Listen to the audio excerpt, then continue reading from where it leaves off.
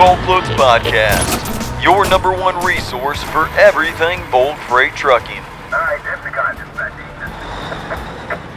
Hey guys, Jared Flinn with the BulkLoads Podcast. Got Tyler in here with me. What's going on? This is going to be a favorite. I can sense it already. Yeah. Today's podcast. I've been anticipating this one. Yeah. We've been strategizing this one. We brought the man, myth, the legend, Mr. Jesse Runions, the freight wizard, on again to talk about just what it takes to start a trucking company. And over the years, we realized a lot of people have no idea what it takes. Yeah. And maybe even some people that have been in trucking for 10, 15 years, all the intricacies, because there is a lot to do with filings, with getting registered, all the, overhead stuff. But yeah, it's just, I had a buddy of mine come by the office, and he's a local guy here, friend that I work out with, and he started up a trucking company, and he was like, Jared, he goes, I wish there was a playbook or some, a list of things you need to do. He goes, because I didn't know that I had to do all these things. And, we told him what he needed to do. We also put him in contact with the permit shop here locally, and they helped get him set up with his authority and all that. But there's just a lot to cover on getting set up. So that's why we're excited to have Jesse. Yeah, I think there's so much value in this episode simply because Jesse covers literally everything from step one all the way through. And I think it'd be good just for the brokers and shippers to learn just what it takes to run a trucking company and all the hoops that these guys have to go through. But yeah, Jesse covers, how to get insurance, your authority, permitting, IFTAs. He even talks about how to goes into what the best banks to go to for securing a truck loan, and what those loan officers want to see. So it's just, really, it's just a gold mine of a podcast to show, how you can start a trucking company, but also how you can even grow the one you've already started. Yeah. So there's a lot to unpack in here. Even if you're a veteran in the industry, I think there's going to be some golden nuggets that you're going to take away. So this is one that you're going to want to kick back and listen to. Before we get started with the show, just a couple things going on. We want to feature today, instead of doing a truck feature, we actually want to feature a video that we did. One of our members, Matt Demmel, we had our video crew go up and do a video of his son, Jacob, and his race car. And man, Joe, if you want to get up and show, or if you want to show the video of this, it was really good. There's a separate YouTube link that you can go and watch the full episode, but it's just an awesome family video, watching a child and his dreams. Man, we hope Jacob goes to the moon and back in racing. It's so awesome. I tell you what, Joe is, he's got some skill when it comes to the camera. This looks like a NASCAR video or something. I got pumped up just watching it, and he told me that Jacob, he thought he was on like ESPN or something, had his own camera crew filming him, driving his go-kart down the driveway. But yeah, it's really cool. So check it out. Yeah, really cool video. Why we're talking about that, it's 2024. We did a lot of sponsorships last year for race cars. And if you are out there and you're in the racing and looking for sponsors, we would love to sponsor you. We want to give back to the community, and especially to members that has graciously done business with us. So if you have a relative, especially like a son or daughter that's in racing, even sports, we've done rodeo stuff. We've done fair stuff. Man, reach out to us. We would love to sponsor that and be a part of your community. So if you can, what's probably the easiest way? Easiest way is just to send it to podcast@bulkloads.com. Just get in contact with us and just explain kind of what you're looking for. And, if you have any pictures of a Little League team or the car or whatever you're wanting sponsored, just send it over to us. We'd love to see it, and we'll chat with you from there. The only thing we ask in return are photos and feedback so we can share that with more of our community out there. I love seeing the videos of kids racing around or different sports events, rodeo events, stuff like that. So, but yeah, get a hold of us. Even drop down in the comments box, and we are very diligent on getting back with you, and we'll do that as well. So cool. Well, back to the show. Here is my conversation with Mr. Jesse Runions. All right, I got the freight wizard back, Mr. Jesse Runions. Thanks for coming back on the show. It's always a pleasure to be here. Yeah. Well, I hear always after your shows, I get a lot of feedback. Mr. Dan Redding commented how much he enjoyed your last podcast on here, but you're probably one of the most guests we hear about a lot on coming back. So thanks for making the trip up. No problem. Yep. Well, we're going to talk about starting a trucking business. Some of the feedback that we've gotten from listeners of the podcast is basically, how do you start a trucking business? Actually, a friend of mine just recently started a trucking business, and he said, Jared, I didn't realize how many steps there were in starting a business. So we're going to actually today go through each and every one of those businesses that we think. Now, there may be some that we may be missing, and we can even plug those in later on, but we really want to talk about what are those steps if you're out there looking to start a trucking business. But I'll also say, maybe you've already started a trucking business, and we're going to lay out some things that maybe you didn't plan on or maybe didn't incorporate into your trucking business that you might be able to put in there today. Right. So, well, let's start off with that. Like, Jesse, I'm going to let you kind of kick it off, and I'll interject as I go along. But like, talk about, well, we see a lot of people, and there's different aspects of it, but there are usually maybe company drivers that want to get their own authority and want to be their own boss. So they want to go out there and start their own trucking business. We also have people out there that maybe they know someone or a business that needs trucks or has freight to move. So they look into starting businesses. But then also, like my friend that I mentioned, he's actually in a whole separate industry. He's in financial planning, but he had a friend that has a trucking business, and he wants to invest in the trucking business. So, well, the first thing with any business is study your market area. With trucking, you don't want to be deadheading 150, 200 miles to get your first load out of the house. So that's the most important thing. What is in your area? What does it pay? What possibilities do you have to build your own customers outside spot freight? And then the next important thing is finding the capital to start it up. So you got to have the business, and then you got to have the money, and you got to have money to make money. Yep. So yeah, and I think that's like number one. It's just like in any business, this isn't just trucking, but it's having a business plan in place, and like you said, actually knowing the market and where those opportunities lie with the trucks, and again where that freight is. Because yeah, you know. If someone wants to get into trucking, they got to know what opportunities they are, kind of where they're domiciled or where they're going to be moving, and whether that's going to be van freight, refrigerated freight, flatbed freight, bulk freight like we do. And a lot has to do with geographically where you're located. yeah, and the business plan is the most important aspect. 9 times out of 10, if you're going to a bank or a lending institution, they're going to want to see your business plan before they even think about giving you an application for a loan. So there's a lot of resources to create your business plan. The Small Business Administration has 10 steps to start your business. The first thing is right there on the screen: conduct your market research, and then build your business plan. And then right after that, funding your business. So again, it comes back to finding your money, finding your market, to close the circles. This is probably more of obviously a banker or financial institution question, but typically if you're going to go to a bank, there's going to be so much money or capital that you're going to have to put down on, so if you're looking at trucking, again, starting with one truck, and I'm going to use easy math, but say it's $100,000 truck. I'm talking about a used truck, not a brand new truck. And then probably a $30,000, $40,000 trailer. And we'll talk, there's other ways too of leasing and renting that. But typically you're going to have 20% of that, give or take. Easily. And trucking right now is viewed as a risky industry, so it may well be more that the bank requires to the startup put up capital.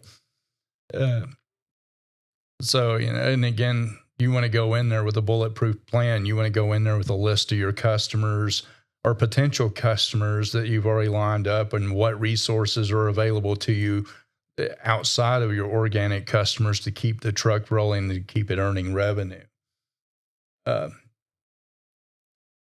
And when you're talking about equipment, you got to look at the front end costs. What kind of equipment do you want? You got to look at the maintenance aspects of it. Do you go Kenworth or Freightliner or whatever brand? What power plant do you want under the hood? What are the problems with it? especially with the newer engines. You have all the EPA functions of the engine that unfortunately makes downtime more frequent rather than less. Yeah. Well, that's what my friend that I'm going to keep referring to, just because he's walked through this process. He found it was a used truck, and I don't know the maker model, but I know it was $53,000, but he bought a warranty with it. And I know from experience other guys that have done that, and have actually one of the partners at Smart Freight, Rachel, her husband took a route and ended up having more trouble with an older truck model versus having a newer truck model. So I would just say, do your homework and try to figure out, less is not best when it comes to a semi truck. And, regarding older trucks, as time goes forward, we've seen this during the pandemic when supply chains get strained. What's going to get the higher priority? The 2001 Detroit diesel for parts that has a shrinking population, or the 2024 Cummins engine. So as time goes forward, getting those parts for the older engines will become more challenging. Yeah. Yeah, that's really good. So we talked about that. And one last thing I was going to ask on the financial lending, and you may or may not know this, Jesse, are there certain banks that are more apt or have more of an appetite for lending to trucking companies? Or is it more just going to your local bank and seeing what they could provide or opportunities that they have? Probably your first stop should be your local bank. My experience is smaller banks actually will have more of an appetite to lend to a trucking company because it's there. It comes down to relationships. If you already have a relationship with your bank, so you already got somewhat of a trust factor there, start there. There are bigger institutions that will lend to trucking companies. Anchor Finance comes to mind right off the top of the head. That I want to say exclusively loans to trucking companies, but a big portion of their business is trucking. And while we're talking on the banking, obviously it's one thing to get a loan for the asset itself to be on the road, but also talk about a little bit about the cash flow aspect of it, or just having a credit line, because it's one thing, you got the truck purchased, but as many people know, or maybe don't know, there's a lot of fuel tied up that you got to have, a lot of costs up front before you're ever getting $1 of income off that truck. Yeah, and just starting with the receivables, if you're doing everything on your own, some customers will pay faster within 72 hours to a week. Others are usually between net 14 and net 30. So you have to have enough cash to support your operation throughout all those vagaries, or an invoice gets messed up, or something goes in hold status, it gets lost in the mail. You don't want to be so totally dependent on your receivables revenue that at the end of the week you're rolling pennies to see if you're going to operate the next week. Yeah. And is there a mathematical equation to know how much you need to have in cash on hand? I mean, per truck? 1 week's operating cost. 1 week's operating Bare cost. minimum. Okay. Otherwise, you are literally sweating from day to day. Am I going to be able to fuel this truck? Am I going to be able to pay my driver? So, yeah, at least 1 week. I mean, preferably a month. On a personal level, they always recommend you have 6 months income stashed away. Good luck with that in the trucking business. I doubt even the mega carriers have that kind of a reserve. Wow. We'll talk to this, and then we're going to get back to getting the truck set up, because there's a lot of legal stuff and just getting a truck license and all that. But talk about, another option when you're looking at cash flow is actually factoring, because there are companies that are going to be a net 30 days. Like, you're going to haul today, and it's going to be 1 month before you see that money. You say 1 month before they mail the check. 1 month before they mail. Yeah. So yeah, you're talking about the time they receive it, process it, and then the 30 days to you actually receive it. You could be looking at 45 to 50 days before you see turnaround on the payment. Yep. But definitely factoring. I'll cite the BulkLoads alternative Smart Freight 2%. You're not going to get much better a deal than that. And especially if you're a 1 or 2 truck or 3 truck business, you're not going to hire an accountant to do all your invoicing and your receivables monitoring for you. So, factoring is a way to go. It'll pay for itself. That 2% is basically payroll that you're not having to pay. Even minimum wage person, you're looking at $30,000 a year to keep up with your invoices and whatnot. Yeah. And so again, Smart Freight Funding is another resource that's under the BulkLoads umbrella of companies, and we offer that for companies. Again, starting off, we have thousands of companies that use it today. And again, we think of it just like Jesse said, as kind of like, think about outsourcing your receivables and not being, at the mercy of when you're getting paid, knowing, when you send that ticket in, the day you haul that load, that money's in your bank account the next day. Even though at BRB, we don't use a factoring company, my contingency plan, if I ever get a plus net 30 payer, is going to be picking up the phone and calling Rachel and seeing, is this an approved shipper? Let's get set up. Yeah. And we do have companies like that where there are ones they bill direct. And then if there are ones that are plus X amount of days or longer, then we will factor those. And this is self-serving to what we're talking about. But the one thing on factoring companies to watch out for is the contracts. You do not want exclusivity where you have to run every invoice that you do through them. You want that flexibility that, hey, if I want to bill direct, I bill direct, or run it through the factoring company because you need the cash fast. You don't want to wait 30 to 50 days for that cash to come to you. So let's go back to talking about, you've went to the bank, you've secured the loan, you found a truck, you've got the truck purchased. We're going to go ahead and say you got the trailer purchased. You got all that purchased, own it.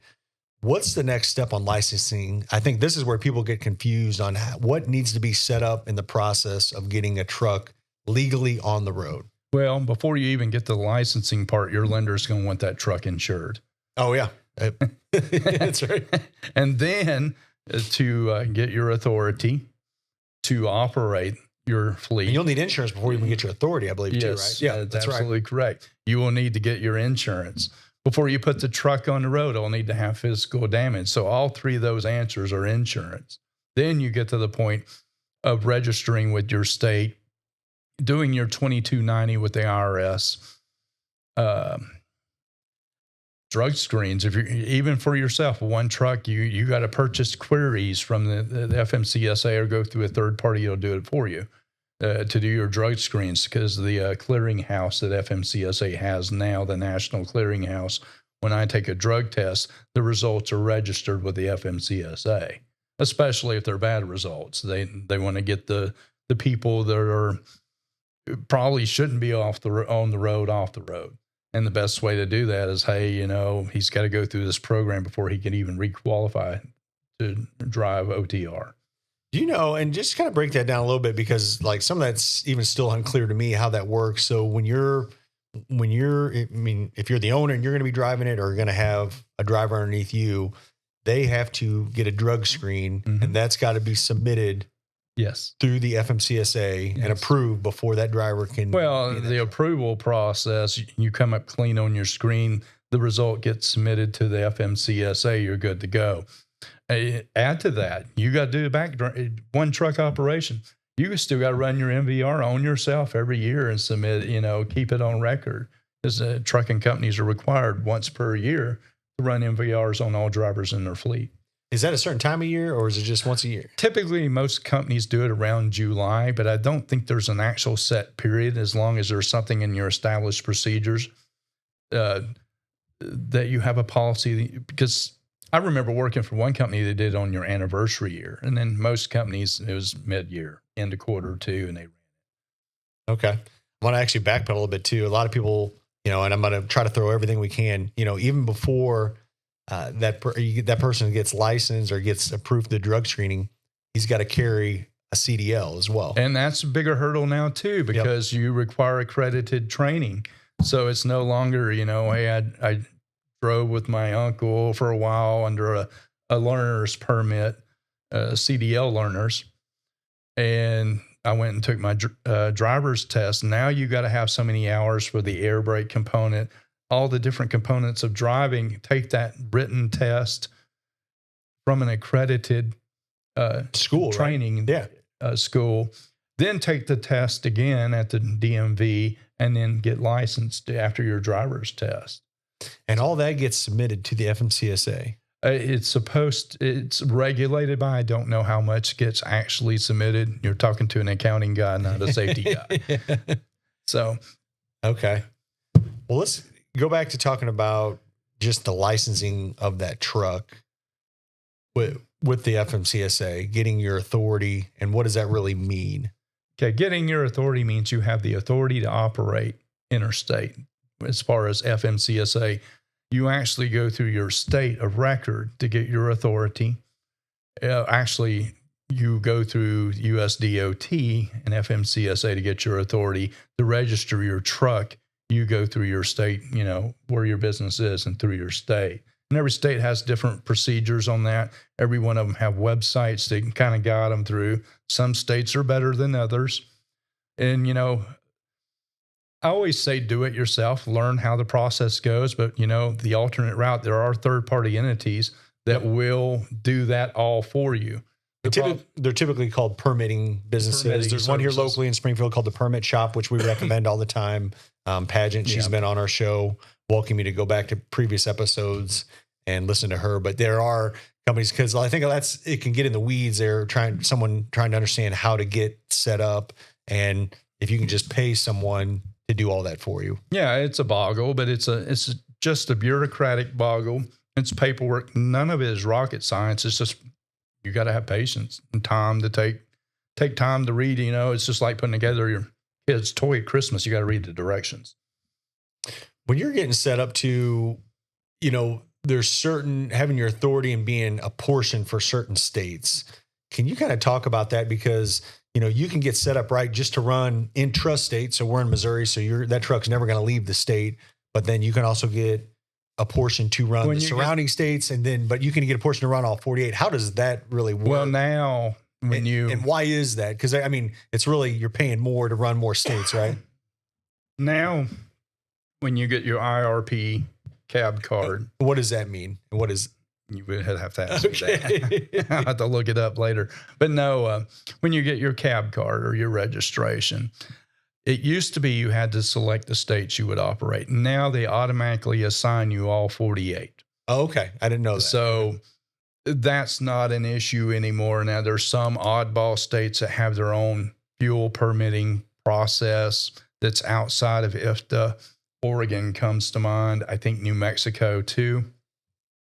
Colorado used to. They're kind of on again, off again. But now interstate, you're not even going through the FMCSA. You're going through your state of record, whatever their interstate authority and registration requirements are. Some are really simple. Some are just as involved as FMCSAs. But interstate, you can't go outside the state. And I guess, back in my day when we were hiring trucks and I worked at Bartlett Grain, there were some trucks, hey, we have a load going, I'm just saying, Kansas down into Texas. Well, I could always remember some haulers like, well, I can't run Texas, or I can't run. Didn't put it on their IRP, yeah. Okay. So but you say today, though, they register where you're all 48 or? Yes. Okay. So that's not the case as of today, like it used to be? Okay. And I think the FMCSA did that at the urging of the ATA, because they did run into their owner-operators, say, I don't have that on my cab card. I'm sorry, I'm not going there. But I will say, from an insurance perspective, your insurance company that you're going to work with, they are going to want to know what states that you're going to be operating in. They're going to want to know. As far as your quote and premium. But unless you're doing something really an insurer way outside the normal commercial trucking insurance spectrum, they already know that truck is going to be insured wherever you're tagged. Okay. That makes sense. Talk about when we're talking about getting licensed and all that. So we've kind of walked through the process of getting set up and getting your card. What is the ongoing reporting that has to be done on that truck as a business owner? Because it's not like you don't get set up and then you're just, once a year. But I know that there's certain things that truck or that company has to report through the FMCSA. There's two things that are separate, and this is actually Department of Treasury, IRS. Once a year, July 15th is your $22.90, your heavy highway use tax. Right now, it's been the same for years, $550 a year. Per company? Per truck. Per truck, okay. And then outside of that, and it flows through your state, is the IFTA agreement that's intrastate federal tax agreement, where all the states agree to collect out of one pool their individual tax rates where the truck operates. Hey guys, good morning. As you can see, it's pretty dark, but wanted to get this out to you all. Can you do me a favor? And I'm not trying to tell you to use our services board, but man, I want you today to go out and do one just small act of kindness for someone else. And I mean, it can be super small. If you're at a truck stop today, man, buy the person behind you's lunch or snack or whatever he's getting. Man, if you're in a drive-through, pay for that person in there. Man, if you can, write just a short letter to someone out there and mail it to them, just letting them know that you think about it. Man, I guarantee you, trying to think about other people and less about yourself will, pay dividends on your life. I think we go through life always trying to think what I need to get done today, what's the next thing I need to do to excel, and taking care of my family, and all that's important. But I want to encourage you today, just do one thing, just one simple thing. I learned this trick at a church 20 years ago, but go out and just do one random act of kindness. It can be something super small. A lot of you guys out there on the road, maybe it's, just waving to a kid or honking your horn on them. But man, do that today. Make a mental note. Try to do it every day. One simple act, and I promise you it will pay dividends on your life, on your development, and on your career. Thank you, and God bless. So you have to make a quarterly report on your IFTA, and if sometimes you'll be owed a refund, and it's just like any other tax, and sometimes you're paying it. But that's based on your mileage per state and gallons consumed per state. So talk about in simple terms, because it can get confusing. So people always, and I have people ask all the time about IFTA. I know a lot of drivers we talk to, especially running fuel cards, they have to keep track of that so they know. But how does that work? So I'm in Missouri, but I'm going to be crossing over and filling up in Oklahoma. I'm going to be filling up in Arkansas. Well, today, most of your fuel card providers will do your IFTA reporting for you.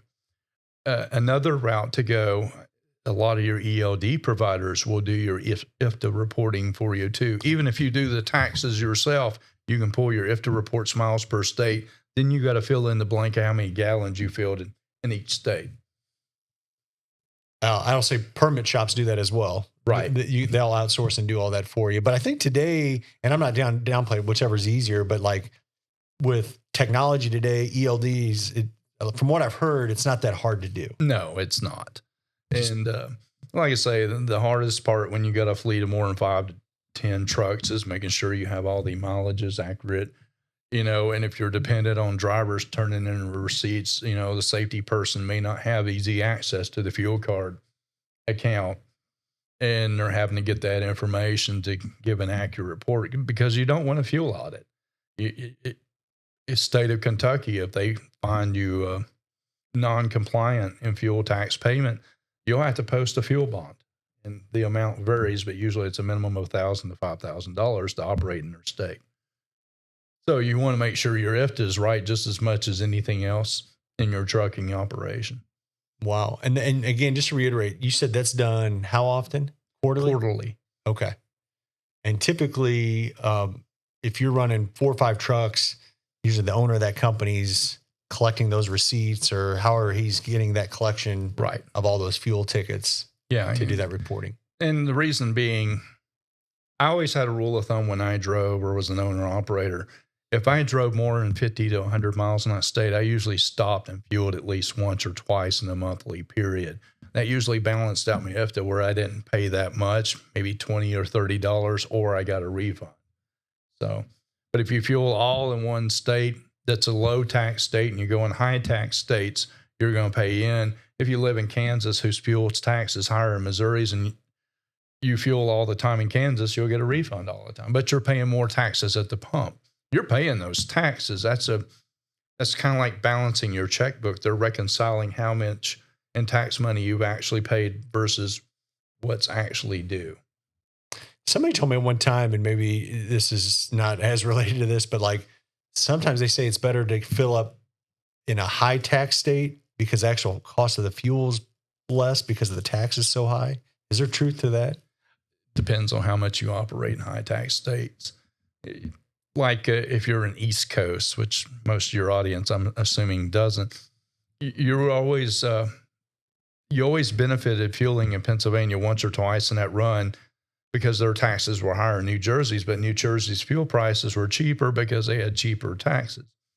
So again, it's a matter of whether you're paying it now at the pump or paying it later in your IFTA. So it's a balancing act, but in the end, it's a pea in a shell game. It's just a tax payment you have to keep track of. Well, let's move on and talk about, you've got truck, you've got the authority, you've got the driver, you got that set up. Now you're running. Talk about when you're running a business, how you keep track of what's going on within the trucking operation. Talking about how you're keeping track of basically, the miles that you're running, what the truck's doing, getting paid, like what systems are out there for people to use. Kind of setting you up here, but well, bulk TMS. Yep. For starters, and there's higher price ones, McLeod, Axon.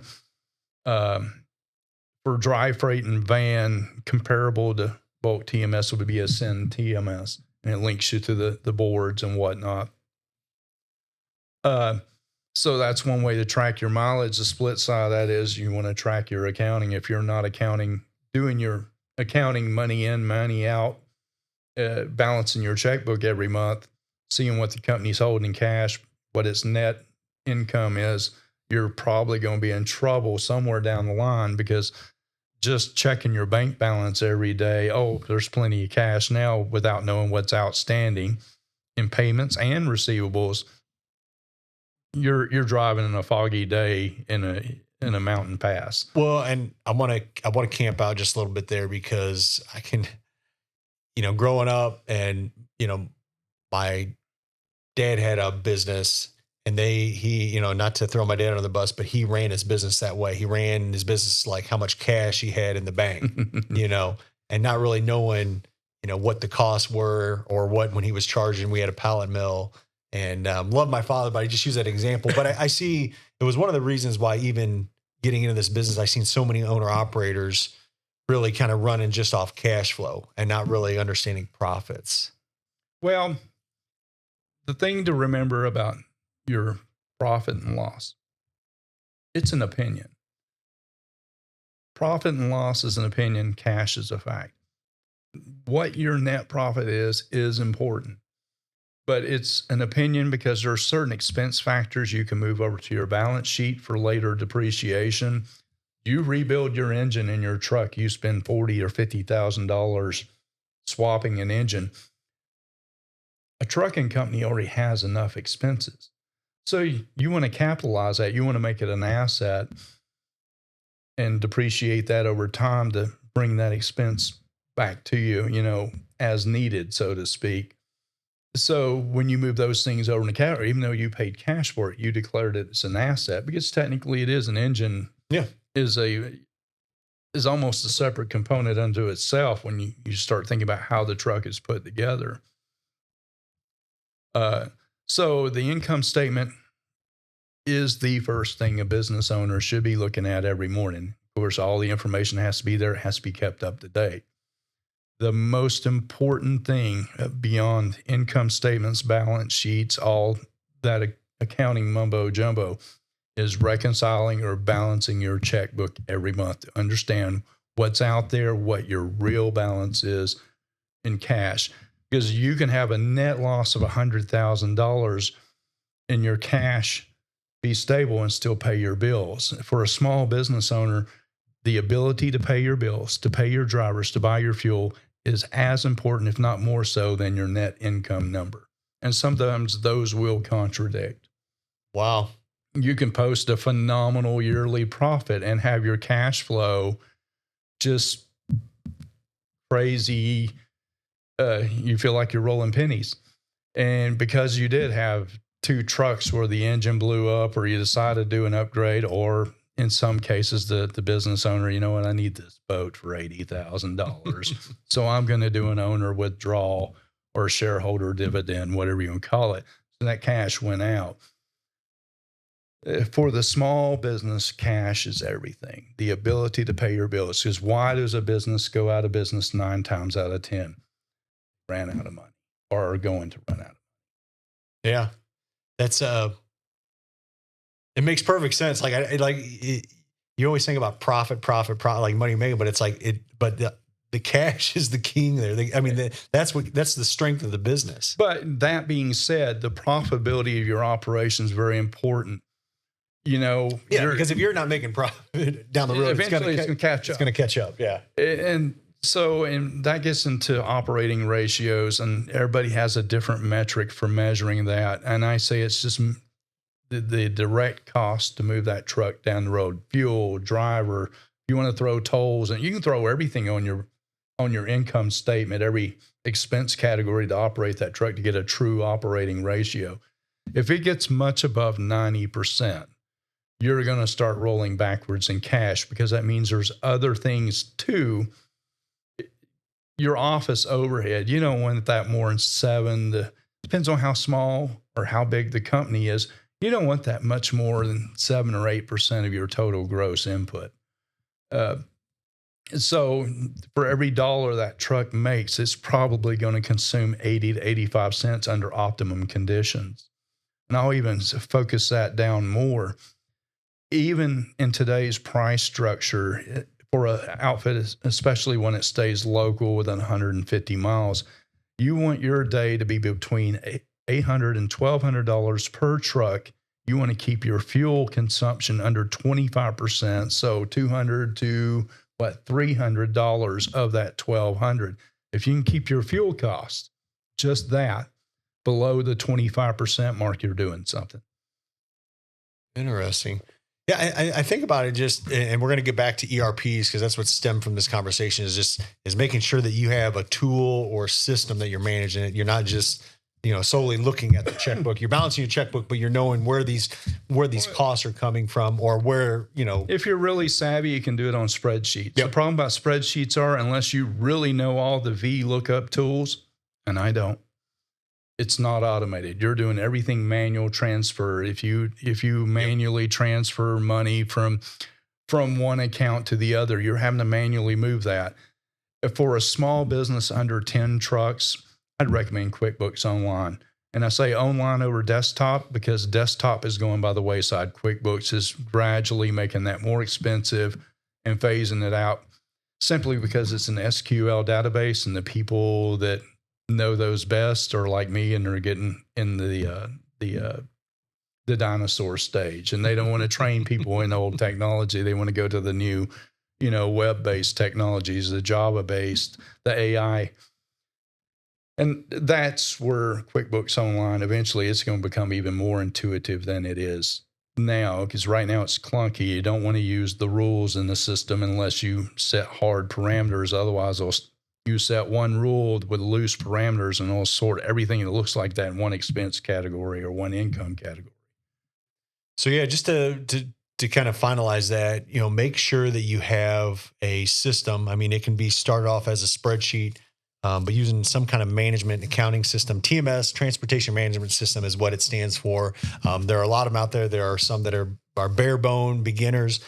Bulk TMS is the one that we provide through BulkLoads that's connected and offers all of that capability and functionality. Before we get off that, and I'll keep moving on here because we still got a lot to cover. And again, this is really, really good stuff for any owner. I mean, I think someone thinking about it, someone just starting, or somebody maybe has been in it for a while and they're just waiting to sharpen. But we're going through a little bit of a correction right now. And obviously it's probably, we can assume, these companies that we're seeing going out of business, I mean, obviously they're running out of cash, but if you can kind of credit to 2 or 3 things, what's happening to cause these companies that 2 years ago were posting record profits to now are folding their doors? A big part of that's lack of vision, expecting that pandemic boom to last forever. The other part of it is everything's more expensive. It consumes more cash. It's not Hopper, but Pam Transport. They're one of the few companies, and they're about 50% spot market dependent. And they've managed to keep their cash flows and their cash balances relatively high. The last time I looked at them was the second quarter, but they were doing better than their competition in money in bank. They had the resources to ride out the storm. But, resources are finite. They're not unlimited. And so, they started aggressively and early on attacking cost synergies, anything that was a unnecessary drain upon cash flow or an unnecessary expense. They started doing their best to trim that down. And so when the downturn happened, they were relatively ready for it. What they did after that fact was fine-tuning as opposed to a major bailout of a sinking boat. Interesting. Yeah. And again, I think and this was even our last podcast, we talked about how, there's still going to be, we feel a little bit of more of a shakeout before we see a rebound in the market. At least the next 6 months. And this gets into monetary supply and a bunch of deep stuff I'm only just now really diving deep and learning into. But historically, when the monetary supply contracts, and that's what interest rate increases do, they contract the monetary supply. That slows down economic activity because there's not more dollars than products or services running around. Economic activity slows down. Jason, I mentioned this in my post I did yesterday afternoon. Jason Miller is on to something here. Single home startups are going to be the indicator when trucking comes back. If you look at the timeline of the numbers or the graph timeline, trucking and single home startups are almost synonymous. So when single home or single family startups rise, the trucking performance numbers rise too. And that makes sense because a single household home, be it food, appliances, the house itself, the building materials, that's the consumer's house. And 70% of our economy roughly is consumer driven. And the flip side of that is, in terms of goods, 70% of our economy rides on a truck. Yeah. So there's a lot of similarities, but in terms of what's going to be put on that truck to be hauled, the single family household is the number one consumer. That's awesome. That's cool to know if you look at that. Well, I wouldn't have thought of that, even though I've always, drove home the point, the consumer is everything for trucking. He bullseyes in on the one statistic that gives a little more insight on that. And I was like, that's phenomenal. Keep moving on, talking about this. Now that we got this trucking company up, we got a license, we have a system in place, that truck's running down the road. We talked a little bit, about fuel and IFTA and all that, but talk about options with fuel. Obviously that's a huge cost. You just talked about that, keeping it, trying to keep it below 25%, but that's, fuel. And all of us consume fuel in our vehicles. Unless you have only an electric car, but talk about the options to look at fuel and more importantly, fuel management on that truck. Well, this is a good time to be in a small company. And it used to be unheard of that the big boys, Pilot, Sapp Brothers, Iowa 80 would call a small company offering a cost plus deal. They're offering those deals now. Directly to small companies? Directly to small companies. In our case, I refuse to make a gallon commitment because our lanes are so outside the norm. You're going through more rural America than interstate America, so there's not the big name fuel stops always available. So that even the fueling commitments that went to the wayside, we just want your business, so we'll give you this cost plus arrangement. One of those is almost 60 cents below the street price. As a small company, you can't beat that. And when you talk about that, they're offering basically cost plus, so that's their cost plus a few cents. Or what they're stating to be their cost, or maybe a little pea in the shell game there. It's marketing and it's justifiable, it's legal, but what they state as cost plus, a few cents. Usually it's cost plus 3, 5, 7, whatever they think they can get away with. So that's working directly with fuel stops. There's also fuel card companies. One that we always recommend, again, for a lot of people, the Mudflap app. And it's not even necessarily a fuel card, but it's an app. Well, and I think that is what has put the pressure on these big names to do it, because right now, I'll go ahead and drop a name out here, Sap Brothers. If you're in their lanes, Sap Brothers is actually giving a deeper discount than any Mudflap transaction's giving right now. Oh, wow. If you're in their cost plus deal.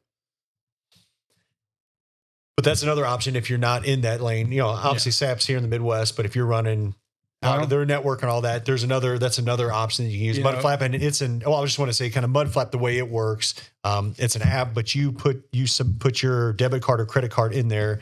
You typically fill up at full price, and then they rebate you back a certain discount later on. I mean, they tell you what the discount's going to be, whether it's 20 cents off or 17 cents off. Well, they only bill you for the discounted price now. We play around with it for a couple of our trucks.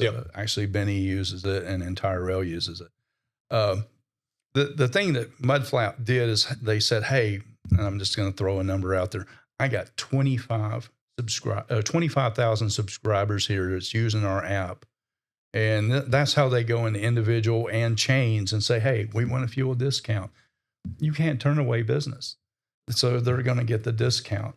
So that put pressure on the big fuel providers, traditional, to trucking, that, what, if we want to stay relative to the small fleets, we're going to have to do this too. Because the simple fact is, if you look at registrations, the small companies are still the biggest piece of the pie. So that's another option is talking about that. But I guess overall, in starting a business, like there are opportunities out there to get fuel below the retail price. Oh, absolutely. And you should always be using some kind of tool, whether the fuel card or some kind of program. Well, I recommend more than one. Using around. You don't have to be, wherever. Now, when you got a fleet of drivers, that may be tricky because you don't want to have, you're throwing a lot at a person that's already having to operate a piece of equipment going down the road weighing 80,000 pounds, or in some states more. And so they already got enough on their shoulders, so you want to keep it simple. But I recommend more than one fuel payment option. In traditional fuel cards, we run two. And then again, we're dabbling in Mudflap. I think too, I've talked to guys, and especially if you're in rural America, but even talking to the mom and pops, and maybe it's just a one fuel stop operation, but a lot of times if you talk with them and let them know that, hey, I'm going to be filling up X amount of gallons here every week or month, they're likely to give you a discount directly. Normally that happens when you operate in a confined area, or you have enough trucks in that area. Most of the time, a small company will work out a deal with a neighboring fuel stop. They'll set up an account, and, they'll get preferential treatment and prices and whatever the credit limit is, and to be the exclusive fuel provider for that fleet, at least on their close-in operations. And you can score significant discounts that way too. Yeah. So that's enough on fuel.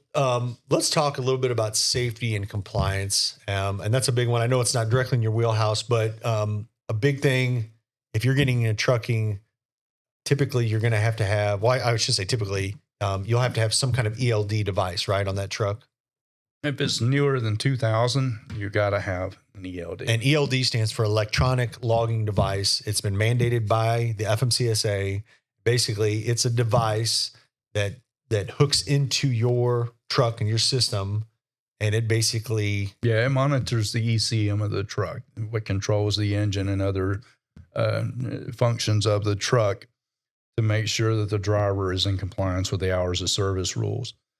As much as it aggravates people, and especially in bulk commodity hopper, that's almost a thank you. Because if you looked at rates prior to 2017 and after, and I'm talking before pandemic, there was a significant increase in rates for hopper traffic post ELD than it was pre-ELD. Because they expected you to just move the lines around in your logbook to keep everything going. Now that's not possible. So, and another thing, the ELD and hopper has, pre-2017, we had 2 customers that would consistently paid attention. Now it's almost all of them. There used to be one. ELD? Yes, and there used to be one of them that would never paid attention. Now that was probably post ELD and post pandemic combined, that would never paid attention, and they are now. So in that aspect, the most important thing to pull a benefit out of it is that the ELD has put a price tag on time, a firm price tag. You know, it's not a matter of a broker or a shipper telling you, you know what, you can fudge things a little bit. You can get that load there on time, no matter. So what if you had to sit here in line waiting for your load 4 or 6, 8 hours? Now they don't have that option because the company doesn't have that option. Yeah. A lot of people, again, if you're not in the industry, you may not know this, but you know, it used to be, and it's still a big thing that plagues the industry, detention, but basically, you know, a truck arrives a receiver, and if he's there more than, you know, it's an hour free, and there's different, you know, people have different ones, but like sometimes if that guy's there over an hour, then that company should be paying that truck for every hour that he's there, right? Additional hour. The industry standard is 2, but you know, that fluctuates. There's some that will pay, you know, after an hour. Those are rare. You get in the agribusiness side of it, and you got to fight a little more, but you usually, after a truck sat somewhere 3 hours, you usually can get what you need out of the truck, or at least something, and something is better than 0. But yeah, making sure you have an ELD. We jumped over it, but this, I mean, it involves safety, but talk about truck insurance. In terms of truck insurance, you got to have it, you know, and that's a cost factor. And really there's 2, I mean, there's, and within truck insurance, there's 2 things that most companies that's going to be required. You have to have general liability insurance, and we won't get into the weeds because we're not insurance people. And we actually have an insurance group, Bulk Insurance Group, that handles truck insurance. We'd love for you to check that out if you're out there starting your business or even have an existing business to quote. But typically you'll have to have general liability. Typically that's around $1 million, could be more than that. Yeah. And then you'll have to have cargo coverage. So the general liability is if you get in an accident, you're covering that people. The cargo, obviously, you're covering the and then the your commodity or physical cargo damage inside. And physical damage. Yeah, that's another one. So 3 components there, and even liability split into your general liability per occurrence and your overall aggregate liability, which is most people do for 2 occurrences. And after that, the policy is played out. You have to go reinsure if you got 2 claims pending where it locks up that liability trove. And I knew someone that got in that situation. He had one truck. He got in an accident. It was out in California. They basically locked up his liability pending the outcome of that claim. He had to go to another insurer, get a second policy so he could keep operating. Oh, wow. So, you know, insurance is probably the toughest expense outside of fuel and the driver for a company to manage. And it's a tough cookie. You know, you have to do all your homework to get the best rates. You know, these insurers now, and it drives me nuts. I'm not a paperwork person, even though I have to deal with it all the time. You get this encyclopedia thing that I got to fill out, but that gives the information points for, you know, the agent is trying to sell you to try to get you the best deal possible on your insurance. Without that information, they're flying blind. You're an insurance company. You're insuring somebody out of your pocket, out of your customers' pockets, and you don't know anything. What are you going to insure at the max? You're going to insure at the max risk. Yep. Whereas that, you know, the information you provide your insurer or aspiring insurer is what's going to pull your risk rating down, hopefully. I think that's what we're seeing, especially now that we've got involved in more than insurance, is really trying to figure out better ways that companies are being safe and not having claims, because again, the more claims there are, more insurance pays out, more premiums go up. And again, we had a company in here talking about that a couple episodes ago, but it's really trying to make sure, you know, heaven forbid you have an accident, but like trying to do everything you can to make sure that you're safe. Even the drivers that you're hiring have good and safe records. Yeah. And, even the unforeseen happens, be it a chain of events. A driver has a medical event. I read an article about a driver at a medical event, went in the median in Kansas. Two farmers actually rescued. I read that. him. Yeah. I think I posted that on in the news section. Yeah. So insurance, an accident is something not planned, and insurance is protection against something that is not planned, because nobody is planning on wrecking their truck normally. Yeah. Let's move on, and we're kind of getting down to the tail end here, but talk about, you got everything set up now within that company. I think we've covered most of it. We're going to probably look back, and there's going to be some small ones that we missed out of here. But you got that truck running down the road. Talk about making sure that you're, load planning right. You're finding the right freight to haul. You're getting the right freight rates, and that's market conditions. But talk about by going out there, making sure you're establishing relationships and getting obviously good freight to haul. You're going to be hauling loads that are going to be making you money. The biggest part for a small company owner, you just said it, getting out there. He is his own salesman, and building those relationships. Even if you're not going to get the business from that facility, always do your best to meet and greet the policy makers, the people that actually make the decisions. Introduce yourself. You never know what kind of opportunity will pop up out of that. The second part of that is service always sells. If you do, a lot of trucking companies, because they don't have the time to do anything else, simply pick up that load and deliver it. Nothing more, nothing less.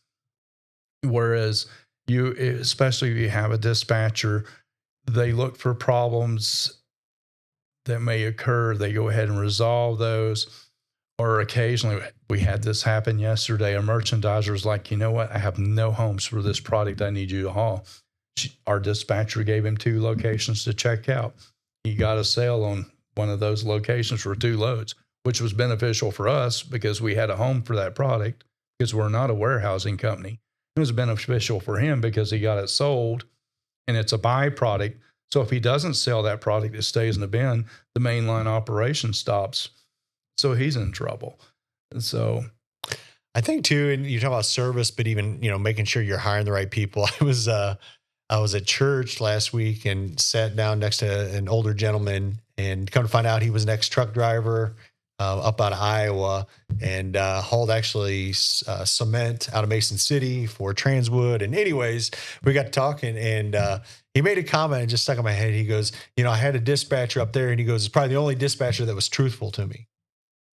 Like in all of his years, like he mentioned, this dispatcher, he was the only one I liked. He was actually truthful to him. We're blessed in that category at BRB. Shannon is probably the best in my opinion around. But there can be a disconnect between the drivers and the dispatchers, the load planners. Well, think about it. A dispatcher a lot of times is a salesperson too. There's a load set. There's places that drivers like to go. There's places they don't like to go. There's loads that pay really great, and there's some that don't. You can't pick and choose only the things you want. You have to take, without really getting deep in lost territory, you have to make the trucks roll. And sometimes that's in less optimum rate conditions or even less optimum destinations. So a lot of times a dispatcher is selling that load to a driver, whether it be a company driver, owner, operator, or a broker carrier if they have broker authority. They're having to sell that load. Right now, spot's real tight, so they're not selling as hard. But when things are running hard and fast, they'll do whatever they got to do to make that load get down the road. And some of them, they get out in left field to make it more than probably what it should be. Talk about, this is a big one too, when you're talking about hiring drivers and compensating drivers. There's different ways that you can pay or compensate drivers to run your truck. And I think there's not a one size fits all. No. But talk about different ways that you can structure, because typically drivers are paid I shouldn't say typically, but in this industry, a lot of times I hear drivers paid on a percentage of what the truck makes. Yes, and for most small companies, especially on startup, first 10 years after startup, the driver gets paid 25 to 35% of what the truck makes. Of what the truck profits or what the truck grosses? Grosses. Okay, And so the total usually- dollars that truck's bringing in. And usually that's the freight, not the fuel surcharge, because the driver's not buying the fuel. The fuel, if you think of a fuel surcharge, that's technically reimbursement of the fuel price. So technically, or usually, typically, the percentage pay is based on the freight pay. And like I said, sometimes it's lower if an owner has a really high revenue structure or a real high cost structure because he's doing something specialized, and usually they go hand in hand. It might be 20%, but typically 25 to 35% is the norm. And it depends on what the rates are. If you're getting high volumes of low rate stuff, that percentage is usually higher. What about if a company is allowing another company to basically run their trucks or dispatch it? They got their own authority. What's usually the fee that's charged? You're talking about dispatch companies or brokerages? Well, I guess we can talk about both because I know there's a difference. Dispatch companies, be careful of, because a lot of them are acting as brokerages without brokerage authority. And, usually when you run into that situation, the trucking company is going to get burnt somehow, some way. Usually it's that they don't, eventually the dispatch service that was operating in a way that they were not licensed for gets nailed, they're out of business, and the trucking company is out money.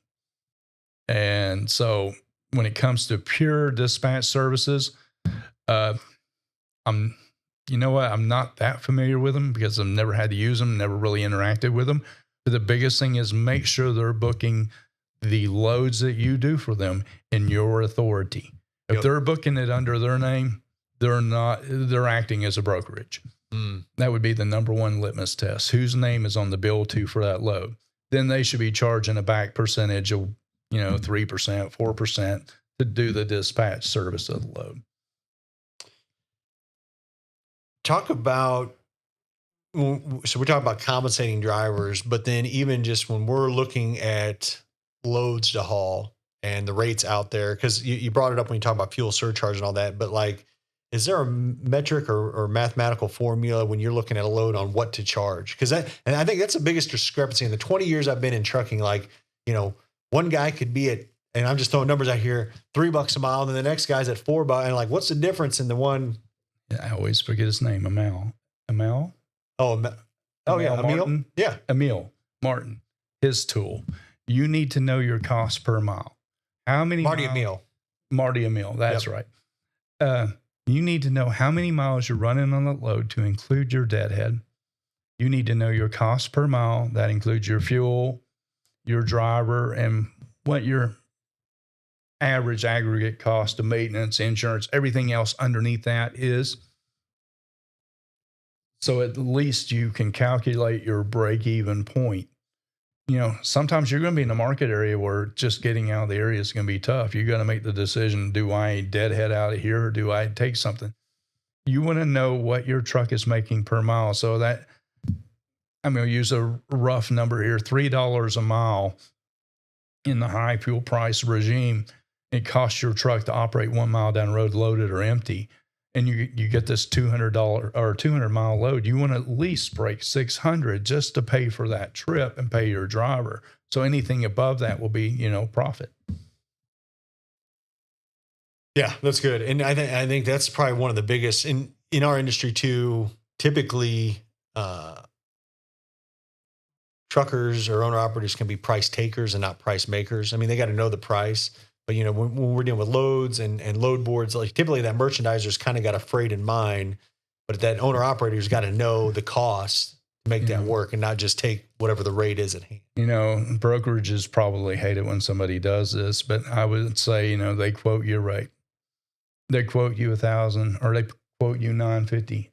Ask, hey, can you go up another 50? Because, especially if you're in a high deadhead load, just explain to them, I know this isn't your problem, but I'm having to do a lot of deadhead here. And if it's somebody you've done business with that you've had a good record with, you're probably going to get that extra $50. Yep. $50 Built that is relationship $50. with. Yeah. And that adds up. I mean, It if you does. do that X amount of times over a course of a year, Don't be afraid to ask for that extra. And at the same time, don't ream them for, hey, it's a terrible rate. You know what? Let me run my miles. Let me see if I can make that work for you. yeah. When that phone doesn't ring with you calling back, they know that rate's not going to do it. Neither going to wait for somebody else that takes that rate. If they need it moved, they're going to call you back. What do you need? The last question I'll ask you, Jesse, and we'll kind of finish here, but you're an accounting guy. I know you're not a tax guy, but like I hear this all the time that, there's some people, they get into trucking, and not people necessarily because they want to be truck drivers and trucking, but they say, hey, there's really good tax advantages to owning a truck. Explain, like, is that truth or is that myth? And how does that work? In the short term, it'd be truth. But trucking is an expensive operation. Sure, if you got some mega money operation, you need to dampen your tax. And the people I'm talking about, like I know, I just my dermatologist. I mean, he's got 40 trucks. He said that he's built over the past 5 years that he's running, and he's going to get $1 million depreciation this year off of it. Yeah, and like I say, but again, he's got to stay in the business. He's got to keep buying new trucks because the average depreciation life cycle of a truck, no matter what methodology you use, is usually 5 years, sometimes 7, but 5 to 7 years, unless you do a special depreciation. And now that's starting to slide backwards. 2017, 22. Talk about what depreciation is, though, so people understand that. I think people don't quite understand. What does depreciation mean? It's the depletion value of your equipment. So let's just use a 5-year depreciation. Tax-wise, the assumption is that truck will have a useful life of 5 years. You pay $100,000 for that truck. Now I'm talking book depreciation. There's actually more complicated regimes here, but for financial reporting, you would divide that truck's life over 5 years, so $20,000 a year in depreciation expense. And 2023, the bonus is not as an attractive option because it's no longer 100%, it's 80. So you might be better off going the long road instead of the short road. But we got about a 5-year run of 100% depreciation. Now it's sunsetting. It'll probably roll back to 50% pre-2017 tax changes. Here in the next few years, I think it rolls back 20% per year. So those will actually change the IRS will change those every year, or they can? Yes. Okay. But again, that's something I don't deal with on a regular basis. So I say consult your CPA, but it is expensing out your truck. Because when you buy your truck brand new, that's not an expense. That's an asset purchase. That's not going on your income statement. That's going on your balance sheet as an asset. So depreciation is a way to get a portion of your truck to that expense sheet on the anticipation that truck is wearing out and it becomes expensive to maintain and it has lower value.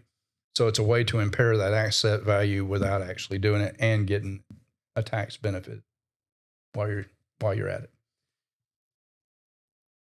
I see that it's done. I mean, a lot of people get into real estate because there's a little bit of the same taxation process. You can buy an asset and there's depreciation, but typically that asset, whether it's a house or building, will appreciate. But typically a truck's going to depreciate, right? Yes. The extra value. So you're getting depreciated, but the building's actually increasing in value. Residential real estate's 27.5 years depreciation. A commercial building's 39. So the truck has a shorter life cycle. You spend $100,000 for a truck, or closer to $200,000 now. You're getting that truck, the value depleted out in the 5-year cycle versus 27.5 years for a house.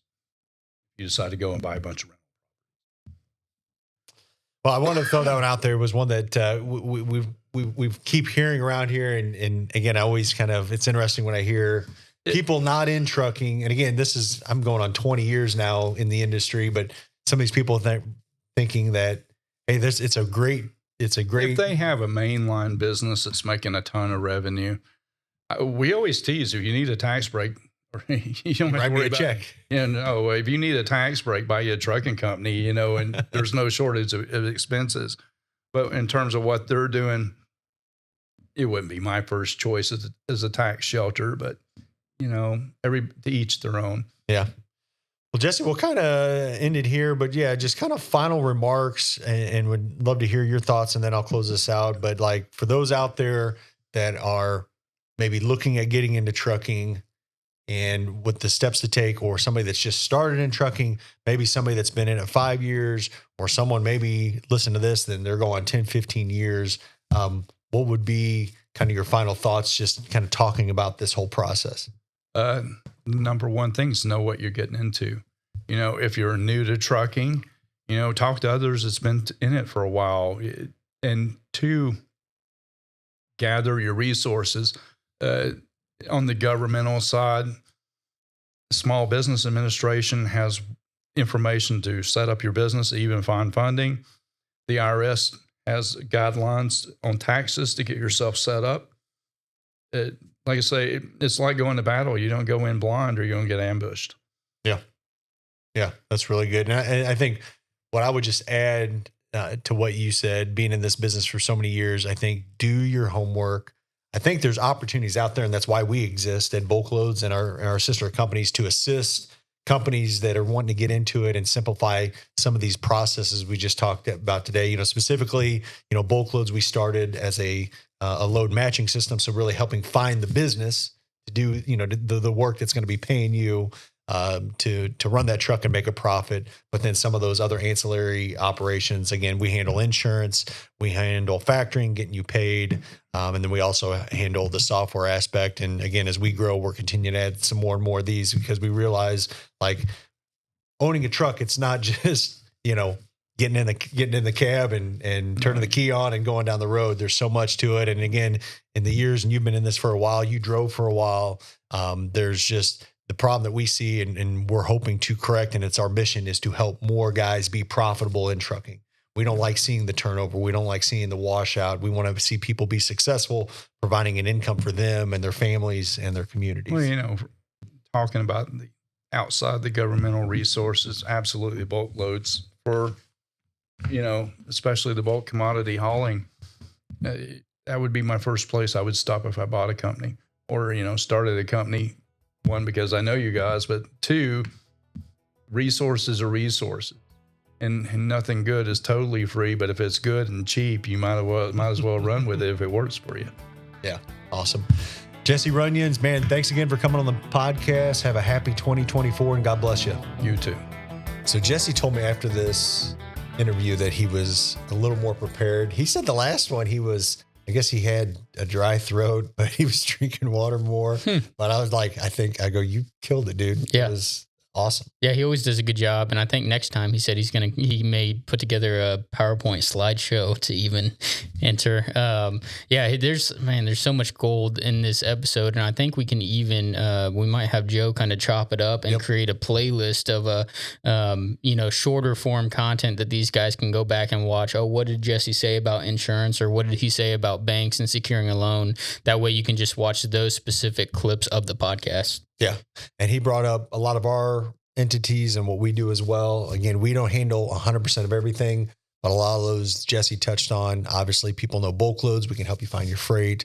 Smart Freight, we can help you with the whole payment piece and making sure that you have positive cash flow at all times, taking care of all that back end work that you don't want to do. TMS, we have the trucking software as well that encompasses. And then last but not least, we have the insurance. So we can, our goal is to hopefully one day be a full one-stop shop, but we can get you pretty far in what we offer today. Yeah, and you can find those all pretty easily. If you have an account on BulkLoads, you can just log into BulkLoads. You can find those all on our site. There's a factoring tab, an insurance tab, and also a transportation management tab. You can click on those separately and dive into those. If you don't have a BulkLoads account, go ahead and create a free one. It's completely free, no obligation or anything like that, and you can still check out our services there. And if you've been on for BulkLoads for a while, or maybe let your membership lapse, we do know industry's getting tight. Yeah, it is. We talk to our sales team all the time and get feedback on what's going on.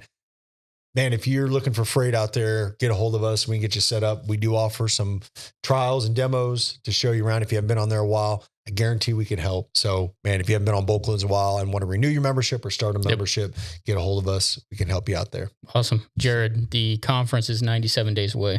Woo, I'm starting to get nervous. It's getting close. I got to get my speeches ready. Yeah. It's time to start finalizing all the itinerary and getting all that stuff together. If you have not got your tickets yet, go to bulkfreightconference.com, or you can click the banner on top of BulkLoads website. It'll take you to the website. You can click on get tickets, and you can go ahead and purchase your tickets there. We're seeing them come through every day.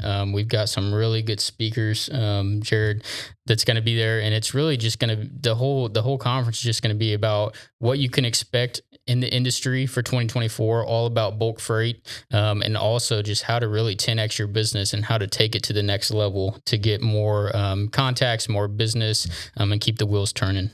Just like this podcast, we talked about how to start a company and be successful in trucking. The conference is going to be that times 10. Yeah. It's going to be the next step to really get you ahead of the game, get you in communication with those out there that can really help grow your business. So we don't say this for our sake. We want you there. Yep. We know that you are going to be positively affected.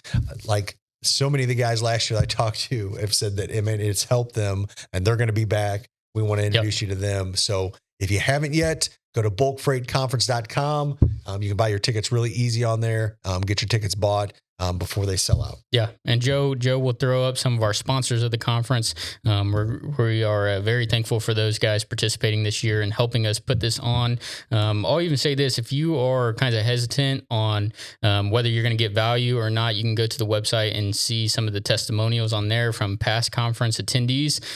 Or if you buy your ticket, you attend the conference and you want to let us know, hey, I didn't really get anything from this, we'd gladly be able to reimburse you for your ticket. Yeah. Absolutely. So I'm going to do something random. Like I've been wearing this vest on several episodes, and do we have extras or are they just? We do, I think. Okay. I know we bought them for them, some for the employees, which everyone has. They're very nice vests. Yeah, dude. I wear this like every week. I'd probably wear it to bed if my wife's going to give me a hard time, but I'm going to give away 2 of them. And we have all the way from small to double XLs out there. They do run a little large. So, I mean, this is actually a medium that I have on, but if you would like a vest, comment down below and we're going to pick 2 people and we're going to give you a vest. I think these things are $100+ I mean, these aren't cheap vests. They're awesome, man. This is, sometimes we buy gear and sometimes you never know what you get. This is one that like we hit a home run with these vests. They're beautiful vests. You can wear them out. But comment below. I want to send you one of these vests. Yeah. Awesome. So awesome. Well, last but not least, before we close out of here, prayer is something big in our office. I know people maybe get tired when I say this at the end of the podcast, but we never say it out of repetition. We say it out of our heart.